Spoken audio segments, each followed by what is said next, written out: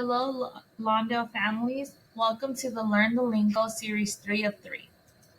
Today we will learn about how to set up Gmail accounts, online forms and applications, and tech resources available to us. First of all, let's focus on how to create a Gmail. First, you should go to their website, Gmail Create Account website. It's an easy Google search, and the first link available will take you to Google's page where you will insert your first, your last name, and this might be the trickier part, creating a email handle that will be easy to remember for yourself, but also that has not previously been taken by another person. Once it lets you know that yours is good to go, that nobody else has it, then you can create a password using 8 or more characters. Try to mix up letters, numbers, and symbols so that it's not easily hacked, but at the same time, something you will remember. Please write it down. Emails are our form of communication district-wide, and it's needed for apps such as Class Dojo. And then you click the next button and you keep going. When you try to log on to Google, you can do so in different modalities. The most important thing is to remember your email and password so that no matter the item that you use to log in or the avenue, it's always accessible to you. All you need is internet, so you can use it on a tablet, on a phone, on a computer. It's available as a website and also as an app. And one of the beauties about an app on your phone is you can receive notifications such as a text message. Another important process of having an email is also being able to send out emails in case you were to need to contact the principal, your school's community liaison, or your teacher. Also, you would start off by pressing the compose, which when you see it at first glance might be a plus sign. Then this screen will appear in front of your inbox, and you will click on the recipient field. If you've sent an email out to the other person by typing a couple of letters, you will see that person's email pop up. If not, you must make sure that your email is being sent to the correct audience. Third, we include a subject. Make sure you title it. If I was addressing sending out this video recording to a family, I would title it Learn the Lingo Video so that they know a preview of what it is you're actually sharing with them. And then you go to the topic of your email, why you are emailing the person in the first place. And that is this blue box you see right here. You would type, here is the email that I promised I was going to send you. Please see attached. And the last step is, and this is always really important when writing an email, that you must press send, which is circled in red, in order for the recipient to receive it. If you don't press send, it will stay in your draft folder. Besides sending out an initial email, most of the times you will receive emails from different parties, including our district and our school site, as well as perhaps your teacher. So it's important to learn how to reply to an email. First, you click on the message you receive. Once you open it, you'll see something similar like this in an app or on your website. And on the lower part of the message, it'll have a section where you can click on one of the options. You can either respond to the person, which is one arrow, respond to all, which is 2 arrows. And that means that you're not only responding to one specific person, the one who wrote you, but also the people that they included in the email. And forward is an arrow out, and that usually refers to just sharing whatever was sent to you to someone who's not in the email thread. And once you've overcome these options, then the next step would be to write in the open space in that field whatever your message is to them. You no longer have to do a subject line because the subject was already pre-assigned by the person who started sending the emails first. And lastly, like always, you must press send when you finish typing up your response so that the recipient receives it. And moving on, something that is a little bit more elaborate is our email folders. Not necessary, but some of them are automatically included, such as starred, drafts, email sent.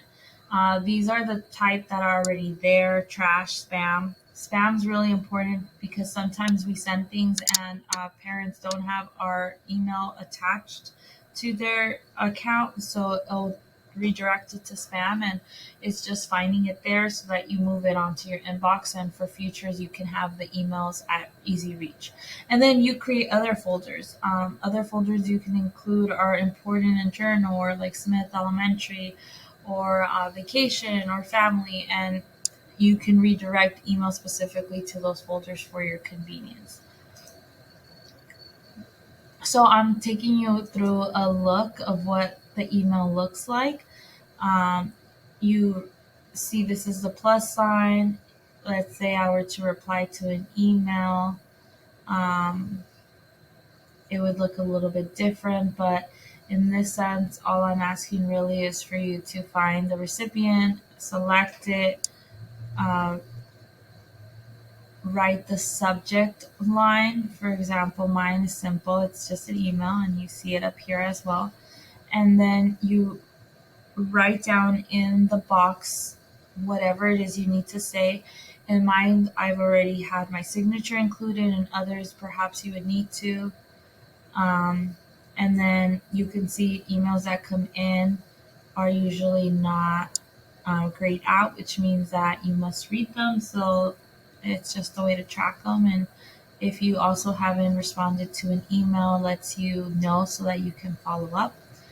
If you click on the email that you receive, reply is the arrow that you would address, and replies only because I didn't include anyone else. If I would have included other people, there would have been an option to reply to all, but there isn't. And again, I am responding to the email, but a key important part of ending it is pushing send.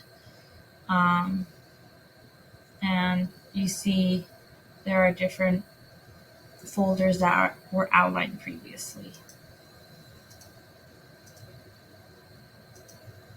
So now moving on to something that our district uses a lot would be Snapcodes. Every year we ask parents to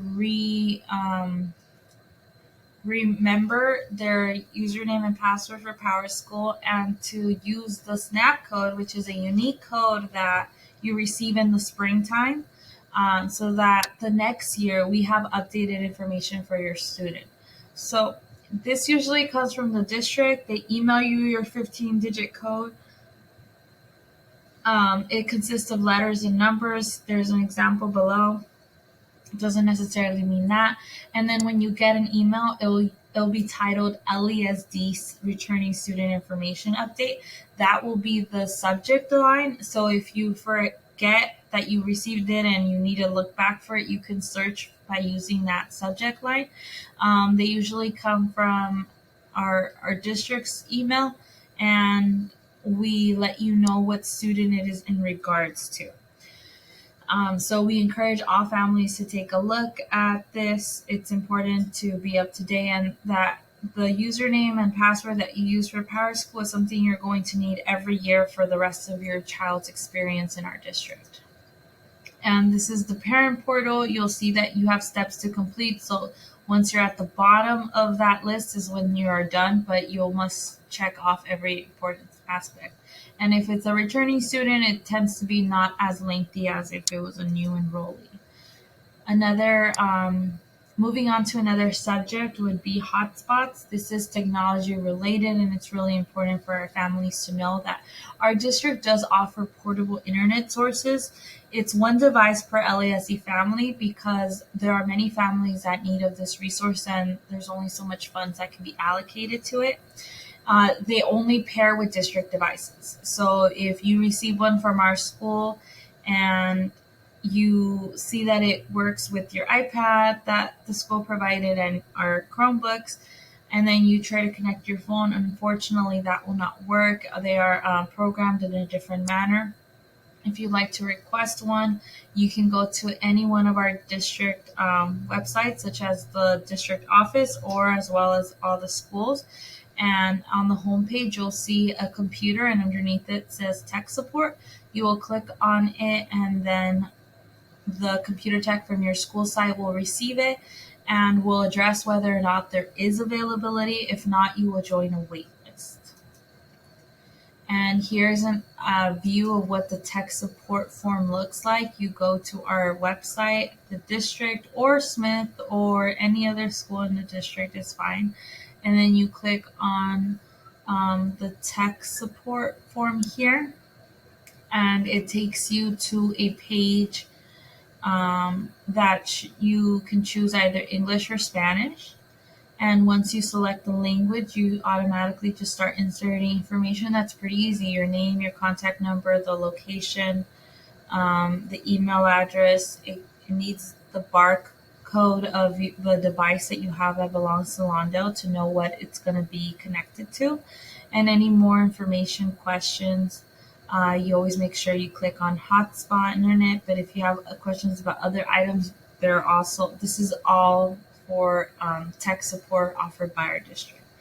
And you submit it, and then somebody will get back to you as soon as possible. And there are other online applications that our district has. During the pandemic, we really tried to become as green as possible. Some of those include if your student needs after school or before school programs such as RAP. You can fill out the application online. You can find it on our district and school websites. And it just asks a couple of questions that are necessary for them to reach out to you. Another application is the Student Support Services, which is counseling, free counseling for our students, and the tech support, which we already mentioned. And all of these are available in English and Spanish. During the pandemic, there's internet resources available to families. These are at limited basis, and we do not provide them, but we do know of them. The government is providing assistance to low-income households so that they can have internet at home, or they can purchase a computer device if necessary. It only is applicable if your provider is linked to the program, so you might qualify in a discount every month or in a purchase for a device. It's only one per household. We encourage families to check it out. It's on the FFC website, and hopefully your family qualifies for this free resource. And something extra that I just like to add: when we ask parents common lingo and a keyboard and technology, caps lock allows you to do an uppercase in case you needed to do a first name. Shift allows you to use the symbols on top of the numerical keys. And underscore, that's like the most tricky one, that follows between the 0 and the equal sign, is so that you have a line a lower line between two words, and that's usually something that you will need when writing an email to any Londo employee, since all of our emails consist of first name underscore last name. And backspace is basically to erase whatever you have written, and you click it as many times as you need to erase letters or symbols. And we encourage families to take up typing courses. There are some available online, one of them being www.typingclub.com. You can practice at home. They have lessons that are interactive. They have Spanish, they have English. It's free, it's easy, and it's important to learn. The digital era is ahead of us, and we must take it by with caution, but also if you have extra time to learn a little bit more, it'd be beneficial to all. And thank you for joining us. I hope that you enjoyed this 3-part series, and please make sure that at the conclusion of this last series that you are able to fill out the Family U evaluation, so that we learn how we did, and also so that you have the opportunity to receive the proper um, recognition from our parent engagement model, which is family university.